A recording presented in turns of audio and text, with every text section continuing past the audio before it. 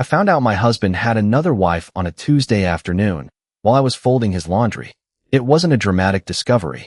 No secret phone buzzing on the kitchen counter. No lipstick on a collar. It was a letter.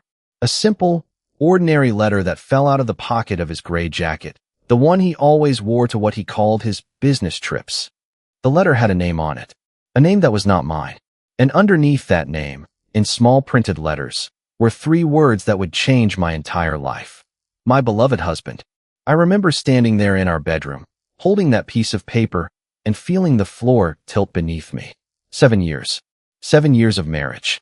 7 years of birthdays, anniversaries, late-night conversations, and promises whispered in the dark. And somewhere, in another city, another woman was calling him her husband too. My name is Mira. And this is the story of how I found out my husband had secretly married another woman, and how my revenge became the most perfect, most quiet, most devastating thing I have ever done.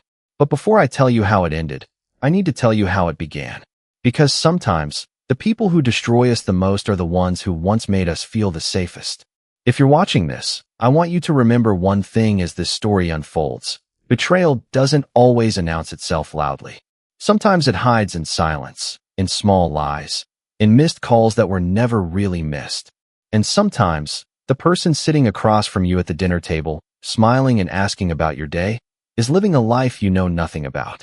Stay with me till the end, because what I did next was not born out of anger.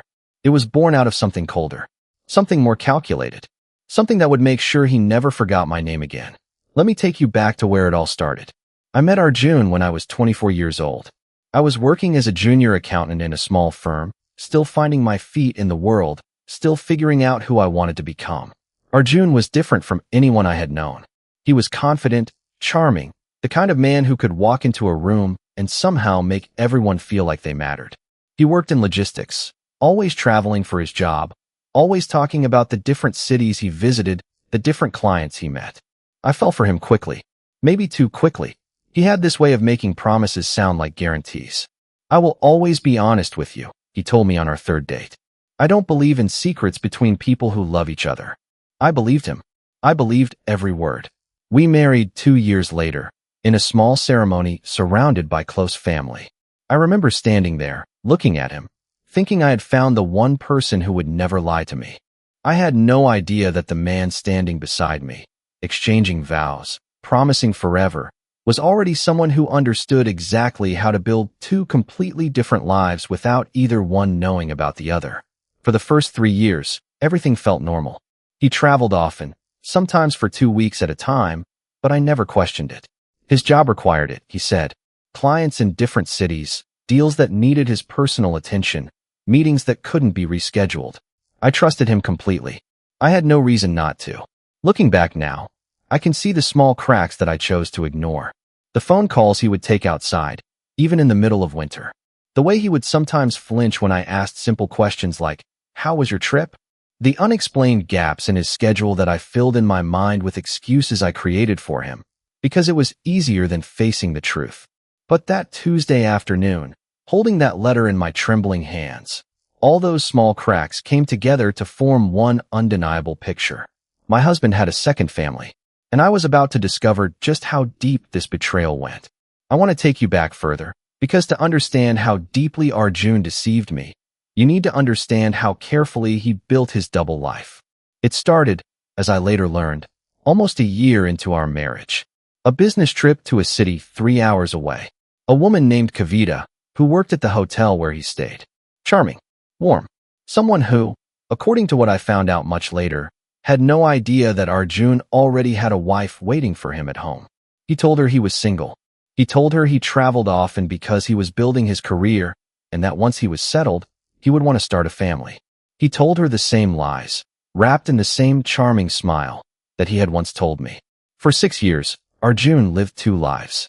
In our home, he was my husband, loving, attentive, occasionally distant, but always present enough that I never suspected anything. In that other city, he was Kavita's husband too, married in a quiet ceremony that I would only learn about years later, a ceremony where he stood before her family and made promises he had already broken before he even spoke them. He balanced both lives with the precision of a man who had turned deception into a skill. He remembered which stories he told which woman. He kept two different phones for a while, until he grew confident enough to merge them, trusting that neither Kavita nor I would ever cross paths, that our worlds were separate enough to never collide. And for 6 years, he was right.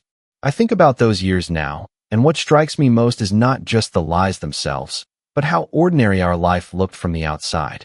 We celebrated anniversaries together. We visited his parents on weekends. We talked about maybe having children one day, all while he was living an entirely separate existence, one built on the same foundation of false promises he had given me. The letter I found was from Kavita. She had written to him because she was pregnant, and she wanted him to come home for the birth of their child. She had no idea, none at all, that home for Arjun meant 2 different houses, 2 different women, 2 different lives that were about to violently collide. I sat on our bedroom floor for almost 2 hours that day, reading and rereading that letter. My hands were shaking so badly I could barely hold the paper steady. Every memory I had of our marriage started replaying in my mind. But now, everything looked different. Every trip he took, every excuse he gave, every time he said, "I love you," before hanging up the phone to go handle work. I felt something break inside me that day. Not just my heart, though that broke too, but something deeper. My trust in my own judgment. My ability to believe that I truly knew the man I had built a life with. But grief, I learned, has a strange way of transforming. Because as the shock wore off, and as the tears finally stopped, something else began to take its place. Not sadness anymore. Something sharper. Something that would guide every decision I made for the next several months.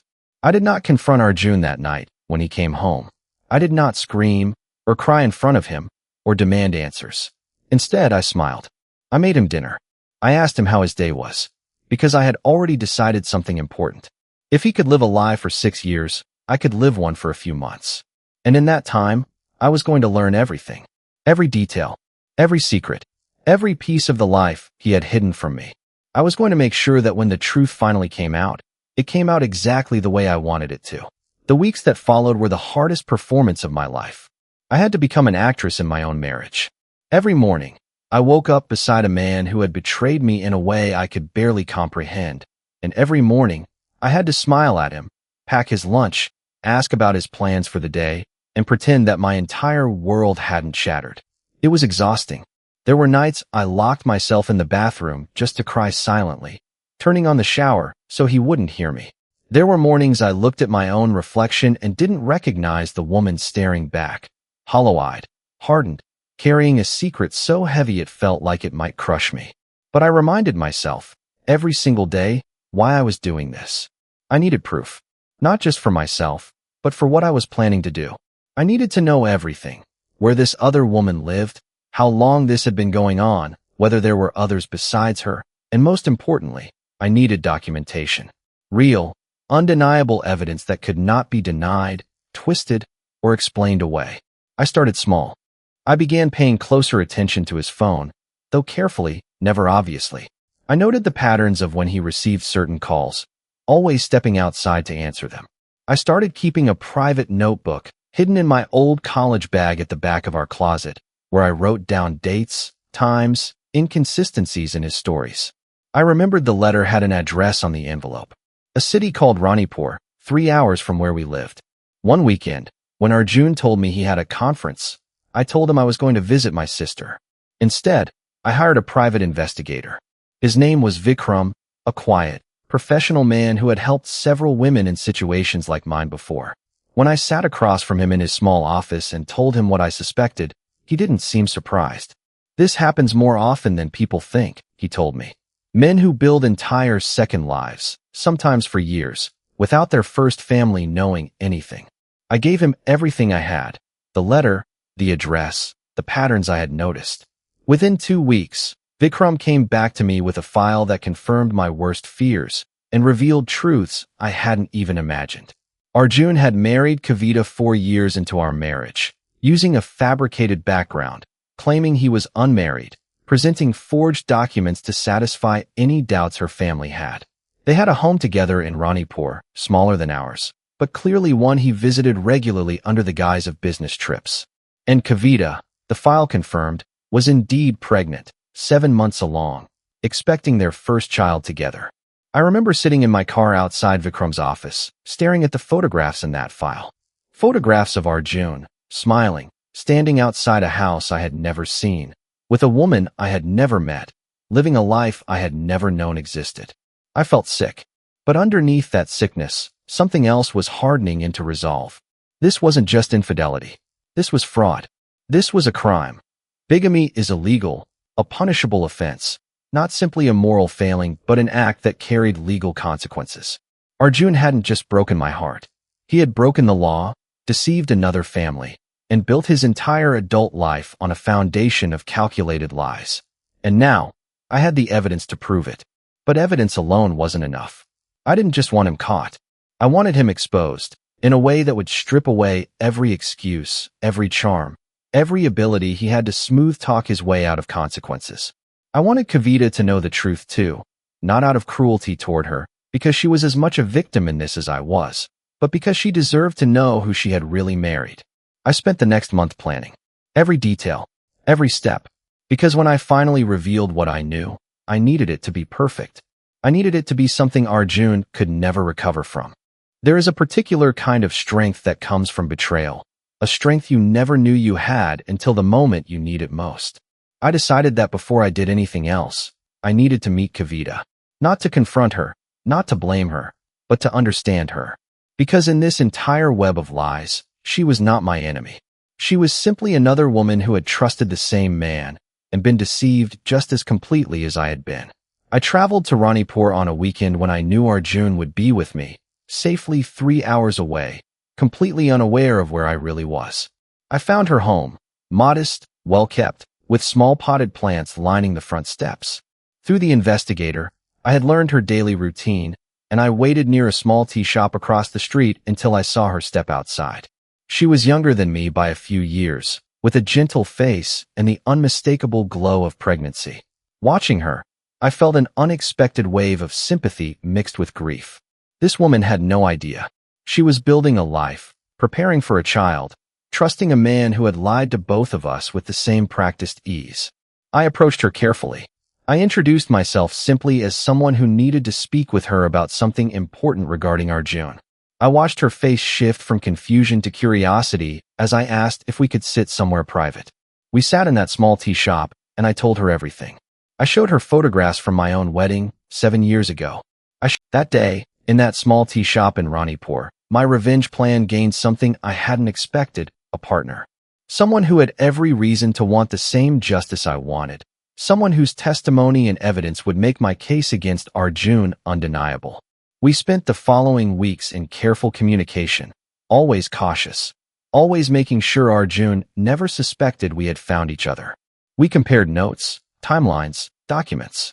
It fit perfectly into the image he had spent years constructing, the successful, charming, devoted husband and son. What he didn't know was that I had also invited someone else to that celebration. Kavita. I arranged for her to arrive partway through the event, timed perfectly for when the hall would be full of Arjun's family and friends, all gathered to celebrate him. I made sure Advocate Sharma would be present as well, along with the necessary legal documentation ready to be presented the moment it was needed. The weeks leading up to that night were unbearably tense. I had to continue being the loving wife, planning what appeared to be a beautiful celebration, while carrying the weight of what I knew was coming. There were moments I doubted myself, moments I wondered if I was being too harsh, if there was a gentler way to handle this. But then I would remember the letter. I would remember Kavita's trembling hands around that teacup. I would remember 6 years of lies, of stolen trust, of a life built on deception so complete that even now, sitting across from him at dinner, I could see nothing in his face that betrayed the truth he was hiding. No, this needed to happen exactly the way I had planned it. Arjun had spent years perfecting his ability to deceive. It was time for him to understand what it felt like when the truth finally caught up with him. In front of everyone who mattered to him, in the exact moment he felt most secure, most celebrated, most certain that his double life was safe. The night of his birthday arrived. I remember standing in front of the mirror before we left for the hall, looking at my own reflection, feeling a strange calm settle over me. This was not going to be about screaming or crying. This was going to be about the truth, spoken clearly, with evidence that could not be denied, in front of the people whose opinion of him mattered most. I took a deep breath, smoothed down my dress, and walked out to join my husband, for what would be the very last time. The banquet hall was beautifully decorated. Golden lights strung across the ceiling, flowers arranged on every table, the soft hum of conversation and laughter filling the room. Arjun's parents sat near the front, beaming with pride as they watched their son receive greetings and well wishes from nearly 50 guests. I watched him move through the crowd that evening, shaking hands, laughing at jokes, accepting compliments with practiced humility. He looked so comfortable, so confident in his position, the successful husband, the devoted son, the charming friend. He had no idea that his entire carefully built world was about to collapse in front of everyone he loved. Around 8 in the evening, as the cake was being prepared to be cut, I saw Kavita enter through the main doors. She was dressed simply, elegantly, her pregnancy now visible beneath her outfit. She walked in with quiet dignity, exactly as we had planned, and made her way toward the front of the hall where I stood beside Arjun. I watched his face the moment he saw her. It was the first time in this entire ordeal that I saw Arjun truly afraid. His confident smile faltered. His eyes widened. The color seemed to drain from his face as he watched Kavita approach, and I felt a strange mixture of satisfaction and sorrow watching his composure crack for the very first time. "Kavita," he said, his voice barely above a whisper, glancing around frantically at the guests nearby. "What are you doing here?" "I think the better question," I said, stepping forward and taking Kavita's hand in mine, "is what you've been doing for the past 6 years." The room around us gradually fell silent as guests noticed the tension, conversations trailing off as attention shifted toward us. Arjun's parents rose from their seats, confusion and concern written across their faces. "Both Mira and Kavita have the legal grounds to pursue charges against you, and I can confirm that the necessary documentation to do so has already been prepared." I watched the man I had married 7 years ago crumble in front of everyone who had once admired him. The friends who had toasted to his success. The parents who had raised him with values he had so thoroughly betrayed. The family members who had trusted his word without question. For the first time since I had discovered that letter, I felt something shift inside me. Not joy exactly, but a quiet, powerful sense of justice finally being served. The hours that followed Arjun's birthday celebration were chaotic in ways I had never experienced. What had started as a party quickly transformed into a gathering of shocked, heartbroken family members trying to process the magnitude of what had just been revealed. Arjun's mother, in particular, was devastated. She pulled Kavita aside, tears streaming down her face, apologizing repeatedly for her son's actions, promising that this was not how she had raised him, that she had no idea any of this was happening. Kavita, gracious even in her own pain, accepted the apology with a quiet dignity that made me admire her even more. Arjun himself tried, several times that night, to speak with me privately, to explain, to plead for understanding. I refused every attempt. There was nothing left to explain. Every question I might have asked had already been answered by the evidence spread across that banquet table. Evidence he could not argue against, could not twist, could not charm his way out of. In the days that followed, the legal process began in earnest. With Advocate Sharma's guidance, both Kavita and I filed formal complaints against Arjun. The evidence we had gathered, meticulous, thorough, undeniable, left the authorities with a clear and straightforward case. Bigamy, fraud, and deliberate deception spanning years, affecting 2 families who had built their lives around promises that were never true. Arjun's charming confidence, the very thing that had once drawn me to him, completely failed him during the legal proceedings. Without the ability to manipulate the situation through personal charm, without the power to control the narrative the way he had for 6 years, he was left facing the consequences of his actions directly, stripped of every advantage he had once relied upon. The case moved through the courts over the following months. I won't pretend it was easy. Legal proceedings rarely are. There were hearings, testimonies, moments where old wounds were reopened as details of the deception were laid out formally, officially, undeniably. But throughout it all, I felt a strange sense of peace, knowing that this time, The truth was working in my favor rather than being hidden from me. Kavita and I remained close throughout this period, an unexpected friendship born from shared betrayal. I was there when her son was born, a healthy baby boy who would grow up knowing the truth about his father's actions, but also knowing that his mother had faced that truth with courage rather than allowing herself to be silenced by shame. The court ultimately found Arjun guilty of bigamy and fraud. He faced legal penalties, financial consequences that stripped away much of what he had built, and a criminal record that would follow him for the rest of his life. But beyond the legal consequences, what truly broke him, I believe, was the loss of everything he had once valued most: his reputation, his family's trust, his ability to walk into any room and be seen as the charming, successful man he had always presented himself to be. His parents, devastated by what their son had done, chose to support both Kavita and her child financially and emotionally, recognizing that the innocent baby boy deserved a relationship with his grandparents regardless of his father's failures. It was, in a strange way, a form of healing, watching a family that had been shattered by deception find a way to rebuild something honest and caring from the wreckage. As for me, I filed for divorce shortly after the court proceedings concluded. It was, without question, the most straightforward legal decision of the entire process. There was nothing left to salvage in a marriage built so completely on lies. I remember the day the divorce was finalized, sitting in my car outside the courthouse, feeling an unexpected wave of relief wash over me. Not happiness, exactly. The wounds of betrayal don't simply disappear because justice has been served. But relief. The relief of finally, completely, being free from a life built on deception. They say that betrayal changes you permanently, and I believe that's true. But I've also learned that it doesn't have to destroy you. It can, if you let it, become the very thing that teaches you your own strength. The months following the divorce were difficult in ways I hadn't anticipated. It wasn't just the loss of my marriage. It was the loss of the version of myself who had trusted so completely, who had believed so fully in the promises another person made me. I grieved that version of myself almost as much as I grieved the marriage itself. But slowly, piece by piece, I began rebuilding. I threw myself into my career, taking on responsibilities I had previously shied away from, discovering a confidence in my professional abilities that had been quietly dormant during my marriage. Within a year, I was promoted to a senior position at my firm, a milestone that felt especially meaningful given everything I had overcome to reach it. I also reconnected with parts of myself I had lost touch with during those 7 years. Old friendships I had let fade, hobbies I had set aside, a sense of independence that came from making decisions entirely for myself, without needing to account for someone else's hidden agenda.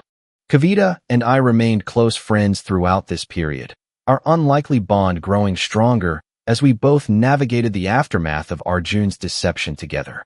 Watching her raise her son with such strength and grace was a constant reminder that betrayal, no matter how devastating, does not have to define the rest of your story. Arjun, for his part, faded largely from both our lives. I heard, through mutual acquaintances, that he struggled significantly in the years following the trial, professionally, financially, and personally.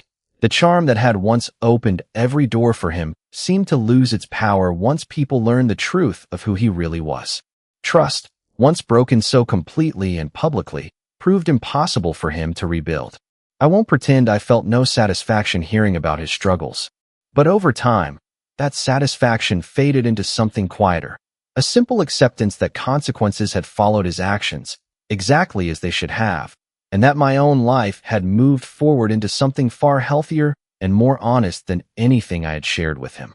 2 years after the divorce, I met someone new, a quiet, thoughtful man named Rohan, who worked as a teacher and approached life with a steadiness and honesty that felt like a balm after everything I had experienced. Our relationship grew slowly, carefully, built on transparency and trust rather than charm and hidden agendas. I found myself, for the first time in years, able to believe in promises again, not blindly, but with the wisdom of someone who now understood exactly what genuine honesty looked like. Looking back on everything that happened, I don't regret the path I took. I could have confronted Arjun the moment I found that letter, screamed, demanded immediate answers, allowed my anger to control my actions. But I believe the careful, patient approach I took, gathering evidence, finding Kavita, building an undeniable case, gave me something far more valuable than a moment of angry satisfaction. It gave me justice. Real, documented, undeniable justice that ensured Arjun could never talk his way out of what he had done. If you've stayed with me through this entire story, I want to leave you with something more than just the details of what happened. I want to leave you with what I learned. Betrayal, especially the kind that unfolds slowly over years, has a way of making you question your own judgment.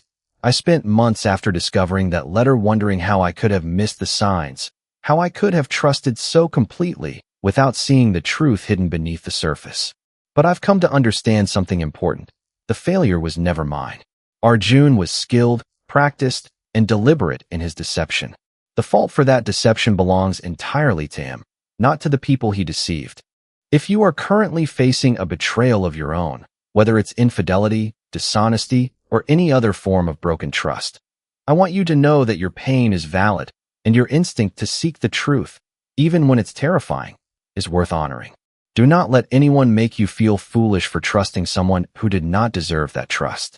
The person who lies bears the responsibility for that lie, not the person who believed them. I also learned that revenge, when it comes from a place of careful thought rather than blind anger, can become something closer to justice. I didn't destroy Arjun's life out of spite. I simply made sure that the truth, which he had hidden for 6 years, finally saw the light. The consequences he faced were not because of anything I did to him. They were the natural result of choices he had made long before I ever discovered that letter. Perhaps the most important lesson I carry from this experience is this. Healing does not mean forgetting, and moving forward does not mean pretending the pain never happened. It means taking that pain and refusing to let it define the rest of your story. It means allowing yourself to grieve what was lost, while also allowing yourself to rebuild something new, something honest, something entirely your own. Kavita and I often talk about this. How something as devastating as discovering we had both been deceived by the same man ultimately led us to a friendship neither of us expected, a strength neither of us knew we possessed, and lives that, while forever changed by what happened, are now built on truth rather than lies. If there's one thing I hope you take away from my story, it's this. The truth always finds its way to the surface eventually. It may take months, it may take years, but deception cannot be sustained forever. And when that truth finally emerges, you have a choice, to let it break you completely, or to let it become the foundation for something stronger. I chose the second path, and though the road to get here was painful beyond words, I can say with complete honesty that I am stronger, wiser, and more at peace now than I ever was living inside a lie, even a comfortable one. Thank you for staying with me through this story. If it resonated with you in any way, if you've ever faced a betrayal that made you question everything you thought you knew, I hope you find the same strength I did, not to seek revenge out of anger, but to seek truth, patiently and courageously, until it finally sets you free. Because in the end, that's what happened to me. The truth didn't just expose Arjun. It set me free.